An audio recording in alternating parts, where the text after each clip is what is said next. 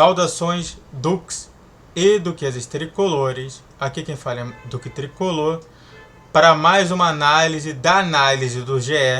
Eu sei que vocês não gostam, mas vem por mim que é muito interessante a gente ter sempre essa segunda olhar, essa segunda visão. Eu faço isso aqui muito para estudo de caso, então sente no sofá ou na poltrona, deite na cama, relaxe, me escute e entre no meu divã. E bom, senhoras e senhores, análise. Fluminense faz o simples, dita o ritmo do jogo e avança com sobra na Copa do Brasil. Flu mostra respeito pelo adversário, deixa confronto controlado e se classifica com tranquilidade. Sinceramente mesmo, teve um não time de um lado e um time de outro. Mas com algumas diferenças sim, tá? Vamos ver se ele vai estabelecer essas diferenças ou não. Vamos lá. O Fluminense foi soberano. Esse daí o texto é feito pelo Gustavo Garcia, então vamos analisar aqui. De Belém. Ele foi feito lá de Belém. O Fluminense foi soberano na vitória sobre o Paysandu por 3-0 na última terça-feira no estádio Mangueirão, em jogo na terça-feira da Copa do Brasil. Da terceira fase da Copa do Brasil. Soberano, não tomou gol, buscou muito pouco gol e toda vez que ele buscou o gol mesmo, meteu gol. Teve 2 bolas tiradas na linha e realmente isso daí ajudou a melhorar a situação do adversário. Com a vantagem de 3 gols obtidos no primeiro jogo, o Fluminense Diniz mostrou respeito pelo adversário ao entrar em campo com os titulares para carimbar a vaga. Eu não sei se é respeito, tá? Eu tenho minhas dúvidas sobre essa situação. Eu posso falar uma coisa para vocês. O Diniz poderia ter entrado com os reservas. E também não mudaria muita coisa. O time do Paysandu entrou com uma postura que, ao meu ver, foi um pouco diferente. Que foi justamente uma postura mais ofensiva. Ele realmente chutou no gol.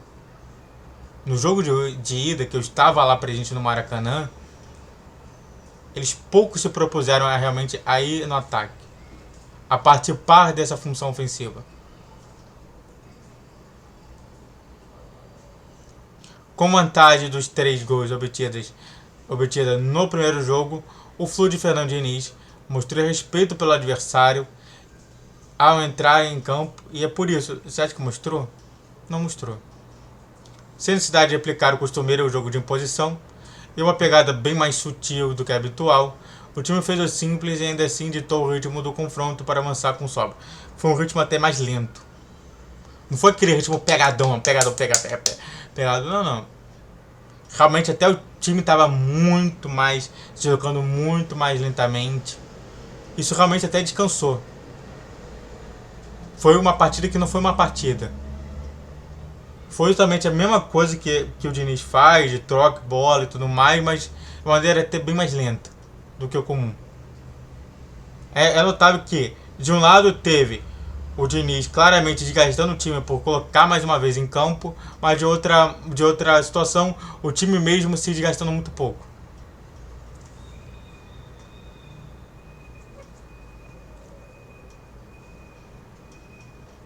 O jogo começou com o Paysandu levando perigo, que foi um lance que é parecido com o do Ayrton Lucas, só que o Ayrton Lucas sabe chutar e o atacante, centroavante adversário, não sabe. Diante da torcida, a equipe de Belém se dedicou bastante em campo, mas quem marcou rápido foi o Fluminense. Em falta perto da área, no primeiro lance ofensivo tricolor, primeiro lance. Arias levantou para Cano, com liberdade, o argentino bateu de chapa para marcar seu 20º gol em 19 jogos de 23. O Cano precisava desse gol, tá? Não dava para ele ficar terceiro jogo seguido sem marcar. Foi muito bom pro Cano e foi muito bom pro Fluminense. E foi um lance até muito estranho, porque ficou parado, ninguém jogou, ninguém quis ir pra cima. Muito estranho. Com 4-0 no placar agregado e com uma situação mais que confortável, o Flu veio para Sandu criar perigo mais pela vontade do que pela técnica. Fábio, inclusive, foi o mais acionado do que nos últimos jogos no primeiro tempo e correspondeu bem. Realmente o Papão tentou fazer alguma outra jogada e realmente viu que se era para perder para bastante e realmente entendeu que o Fluminense poderia ser um pouquinho mais pressionado. Essa é a mudança que eu pedi para o Paysandu fazer no primeiro jogo. Eu queria ver esse Paysandu do Mangueirão lá no Maracanã. Por que não pode? Por que não pôde? Por que o Márcio Fernandes não quis isso? Muito estranho. A melhor defesa veio pós erro de saída de bola de Felipe Melo. Atento, o goleiro evitou o gol e mostrou que também vive grande fase. Cara, Fábio, seu terceiro goleiro que mais não sofreu gol da história do mundo inteiro, cara, é maravilhoso. E aí ainda teve o Cruzeirense que se perguntou se Fábio ainda estava bem. Apesar do ímpeto maior do Papão para buscar o gol, dadas as circunstâncias, em vários momentos o Fluminense dava sinais de que, se aumentasse o ritmo e não ficasse só cadenciando o jogo, conseguiria um placar elástico. E realmente, diferentemente do Flamengo, que veio em alta velocidade para destruir o Maringá, que acabou indo pro 8-2, o Fluminense nem precisava jogar tanto, sabe? Em duas oportunidades antes do intervalo, Cano e Keno não aproveitaram grandes oportunidades. O Cano não aproveitou uma oportunidade que tentou fazer uma firula, o Keno também tentou fazer uma firula driblando o goleiro e acabou perdendo. O camisa 11, porém, se redimiu rapidamente após ter um gol evitado pela defesa quase na linha. Keno arriscou fora da área, um chute colocado e fez 2-0, 5-0 no total. E é isso que todo mundo pensa do Keno. Que é um cara que chuta, é um cara que dribla, é um cara que realmente vai impor velocidade, e é isso que a gente quer dele. E é isso que ele precisa entender, que é isso que todo torcedor tricolor quer dele. Antes de a gente continuar falando mais sobre esse tema aqui, se inscreve no canal, faça o triplo C que é pode comer, compartilhe, rede social na descrição desse vídeo, e todos os dias 10, 12, 20 horas, pix na tela para não dar qualquer valor e bora continuar falando mais sobre o Fluminense. No segundo tempo, com a classificação mais que consolidada, Fernando Diniz começou a poupar peças. Será? Manuel, que não jogava desde o início de fevereiro, retornou no lugar de Felipe Melo e fez a atuação segura. Na minha concepção, Manuel, essa saída de Felipe Melo para a entrada de Manuel já é um indício da volta de Manuel no último titular. Espero que aconteça. Isaac, que também voltou a participar após fratura para fraturar o nariz, entrou bem. Tentou driblar 6, não conseguiu, só conseguiu driblar 5. Mas se driblasse o sexto e metesse o gol, ia ser lindo.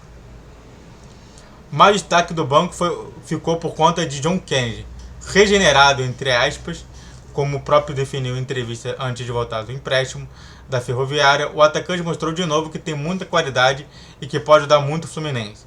É mais um grande talento xerém. Na minha concepção, um golaço que ele meteu. Driblou 2, chutou e fez o gol.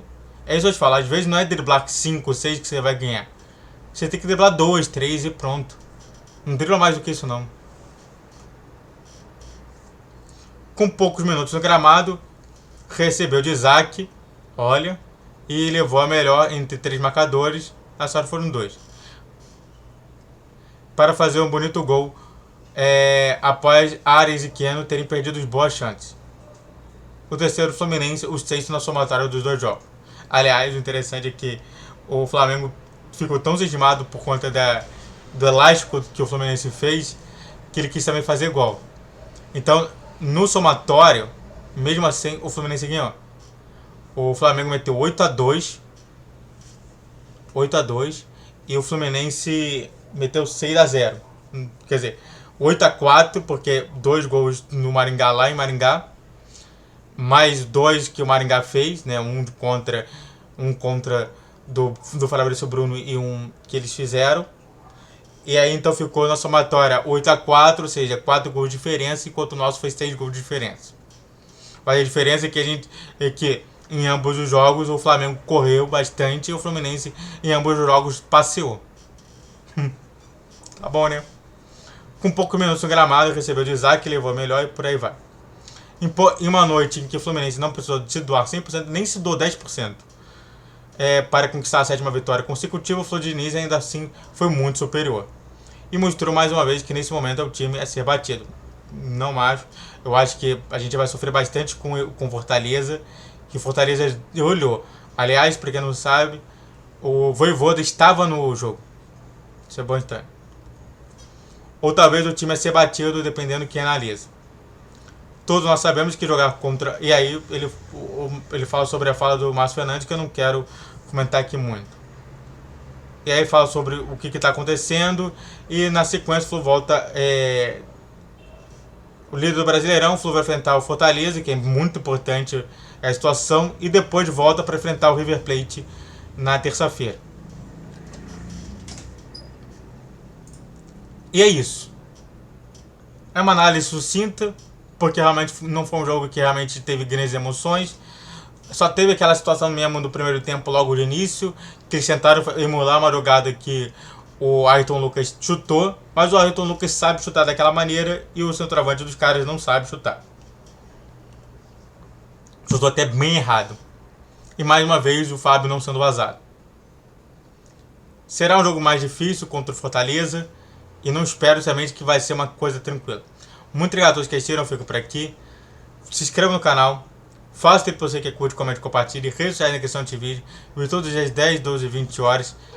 Pix na tela para me dar qualquer valor. E saudações tricolores.